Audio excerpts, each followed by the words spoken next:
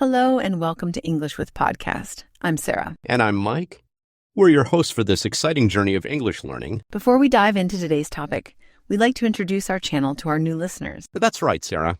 English with Podcast is your go-to YouTube channel for improving your English skills through engaging and informative content. We cover a wide range of topics, from grammar and vocabulary to cultural insights and practical language tips. Our goal is to make learning English fun, accessible, and effective for learners at all levels.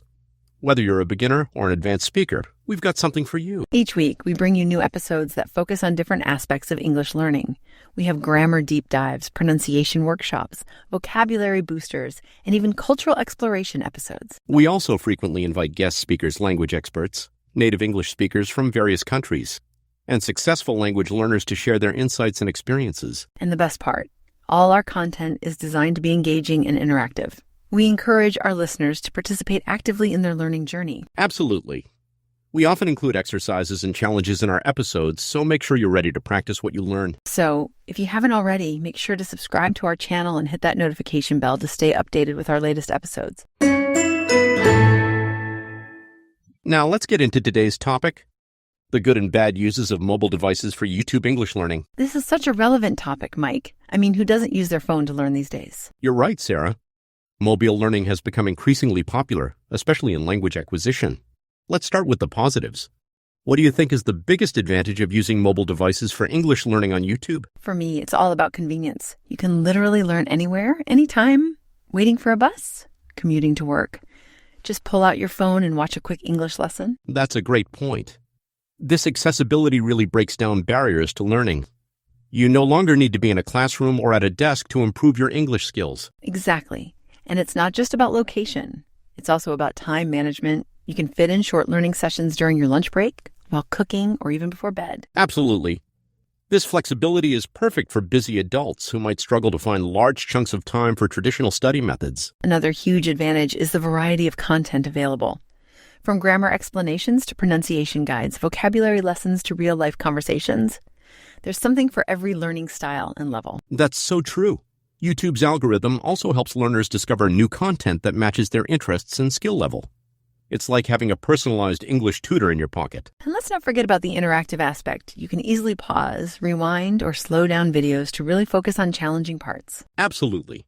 Many YouTube creators also encourage engagement through comments, which can be a great way to practice writing skills and connect with other learners. That's a fantastic point, Mike. It creates a sense of community among learners, which can be very motivating. Speaking of motivation, the visual and auditory nature of YouTube videos can make learning more engaging compared to traditional textbooks. Definitely. You can see facial expressions, gestures, and real-world contexts that help with understanding and retention. And with features like closed captions and transcripts, learners can reinforce their listening skills with reading practice. Those are all excellent benefits. But we should also address some of the potential drawbacks. What concerns you have about using mobile devices for language learning, Mike? Well, as much as I love the convenience, I have to admit that mobile devices can be a major source of distraction. It's so easy to get sidetracked by notifications, messages, or the temptation to switch to social media apps. I couldn't agree more. I've certainly fallen into that trap before. It's like you start with the best intentions to study, and suddenly an hour has passed, and you've just been scrolling through your feed. Exactly. And this constant switching between apps can really fragment our attention, making it harder to focus deeply on learning. Another issue I've noticed is the tendency for passive learning. It's easy to just watch video after video without actively engaging with the content. That's a great point, Sarah.